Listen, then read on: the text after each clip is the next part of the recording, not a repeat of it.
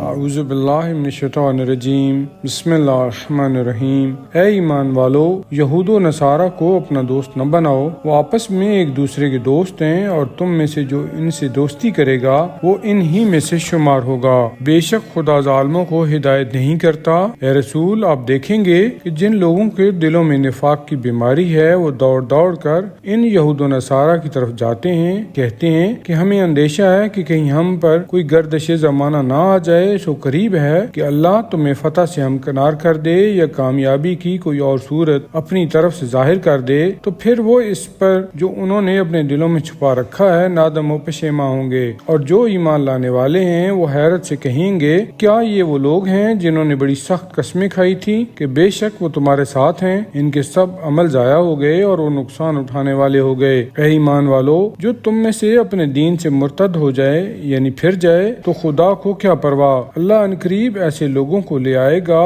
جن سے وہ محبت کرتا ہوگا اور وہ اس سے محبت کرتے ہوں گے۔ وہ مومنوں پر نرم اور کافروں پر سخت ہوں گے۔ وہ اللہ کی راہ میں جہاد کریں گے اور کسی ملامت کرنے والے کی ملامت کی پرواہ نہ کریں گے۔ یہ اللہ کا فضل ہے، جسے چاہتا ہے عطا کرتا ہے، اور اللہ بڑا وسعت والا، بڑا جاننے والا ہے۔ اے ایمان والو، تمہارا حاکم اور سرپرست اللہ ہے، اس کا رسول ہے، اور وہ صاحبان ایمان ہیں جو نماز پڑھتے ہیں اور حالت رکوع میں زکوٰۃ ادا کرتے ہیں، اور جو تولا رکھے اللہ سے، اس کے رسول سے اور صاحبان ایمان سے، وہ اللہ کا گروہ ہے، اور بے شک اللہ کا گروہ ہی غالب آنے والا ہے۔ اے ایمان والو، وہ لوگ جنہیں تم سے پہلے کتاب دی گئی اور انہوں نے تمہارے دین کو مذاق اور کھیل بنا رکھا ہے، ان کو اور دوسرے عام کفار کو اپنا دوست نہ بناؤ، اور اللہ سے ڈرو اگر تم مومن ہو۔ اور جب تم اذان دے کر لوگوں کو نماز کی طرف بلاتے ہو تو وہ اسے مذاق اور کھیل بناتے ہیں، یہ اس لیے ہے کہ وہ بے وقوف ہیں، عقل سے کام نہیں لیتے۔ اے رسول کہیے، اے اہل کتاب،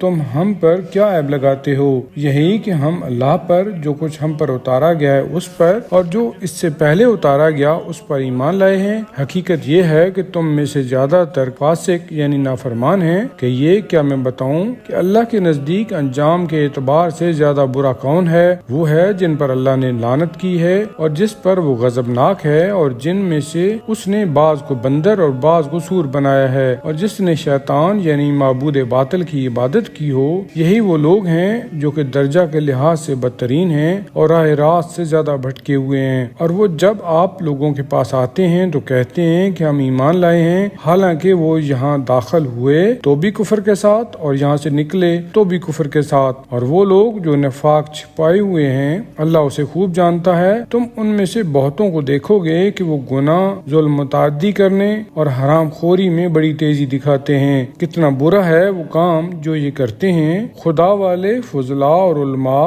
ان کو گناہ کی بات کرنے یعنی جھوٹ بولنے اور حرام کھانے سے منع کیوں نہیں کرتے؟ کتنا برا ہے وہ کام جو یہ علماء کر رہے ہیں۔ یہودی کہتے ہیں کہ خدا کا ہاتھ بندھا ہوا ہے یعنی کچھ نہیں کر سکتا۔ ان کے ہاتھ بندے اور اس بے ادبانہ قول کی وجہ سے ان پر لعنت ہو، بلکہ اس کے ہاتھ کھلے ہوئے ہیں، وہ جس طرح چاہتا ہے خرچ کرتا ہے۔ اور جو آپ کے پروردگار کی طرف سے آپ پر نازل کیا گیا ہے وہ ان میں سے بہت سوں کی سرکشی اور کفر میں اضافہ کرتا ہے، اور ہم نے ان کے درمیان قیامت تک دشمنی اور بغض و کینہ ڈال دیا ہے۔ وہ جب بھی لڑائی کی آگ بھڑکاتے ہیں تو اللہ اسے بجھا دیتا ہے، اور یہ زمین میں فساد برپا کرنے کی صحیح کوشش کرتے ہیں، اور اللہ فساد برپا کرنے والوں کو پسند نہیں کرتا۔